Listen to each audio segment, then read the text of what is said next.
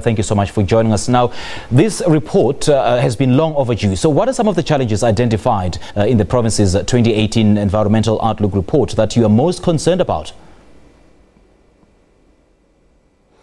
Well, the major challenge that is concerning us is the decreasing of availability or resources of especially water.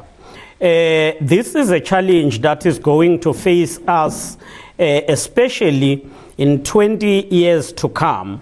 It is indicated that the warming levels are increasing. And this research is helping us because it is directing us on what we should do to preserve nature and environment.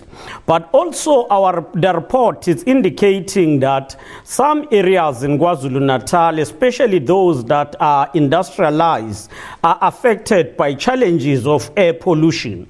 And it directs us as government to work with local municipalities in addressing those issues.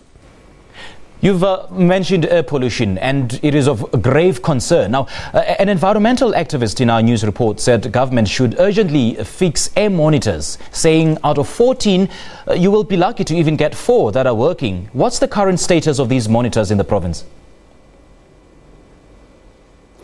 I don't believe that that report is factual. Our air monitors are functioning. All stations are operational. We just need to ensure that we keep maintaining them so that they don't get affected and they become more efficient. So I don't believe the report is accurate. However, there are a number of campaigns that we'll be embarking on as the department. Firstly, we're going to focus on issues of waste management. That all companies, especially those that work on areas such as medical waste, are held responsible, because most of them, in some cases, you will find that they will dump waste in areas that are not designated for that. So we will be taking serious actions on all of those areas, but also we will be monitoring industrial areas so that air pollution does not become rife in those areas. Now, on the 15th of May, the Department of Economic Development, Tourism and Environmental Affairs will table its budget. So how much money, MEC, has been set aside to address these kind of environmental challenges? Surely you are saying on your own that we will do that on the 15th of May. We are not going to present that now, because that's what we'll be doing when we present our budget vote on the 15th of May. But I want to assure all environmentalists and the general public of KwaZulu-Natal that we're going to up the campaign on the preservation of nature and environment, because that is one area that has been neglected. We're going to ensure the allocation of resources, but at the same time take up awareness campaign, because we need both. We need to allocate resources, but we need to create awareness around issues of environmental preservation. Correct me if I'm wrong, MEC, but I get a sense that there's absolutely no sense of urgency from the government to act on issues stemming from this report. No, I think the fact that as the government we've taken up the report, we've presented it to the public, it must assure the people that we are taking up these issues. It is our report, we are making it available. It is us who have launched the report.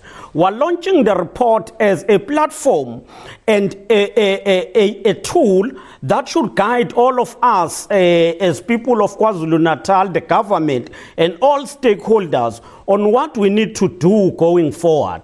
So there is a sense of seriousness and a sense of urgency to ensure that we deal with issues around environmental preservation.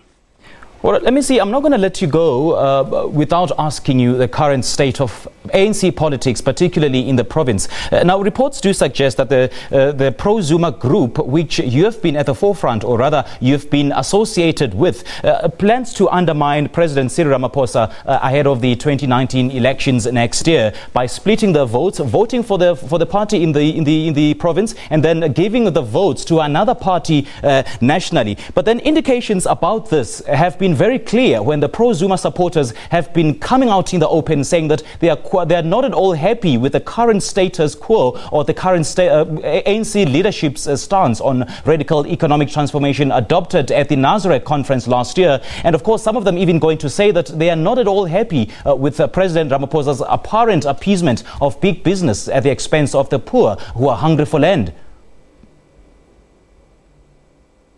No, I don't think that is factual. Firstly, there is no pro-Zuma group in KwaZulu-Natal. President Zuma, former President Zuma, was the president of the ANC from 2007 until 2017. From 2017, we have one president, and that is President Cyril Ramaphosa. From the result of the conference, when the results were announced, we were the first to welcome and accept that we've got one leadership, one national officials, one NEC under the leadership of President Cyril Ramaphosa.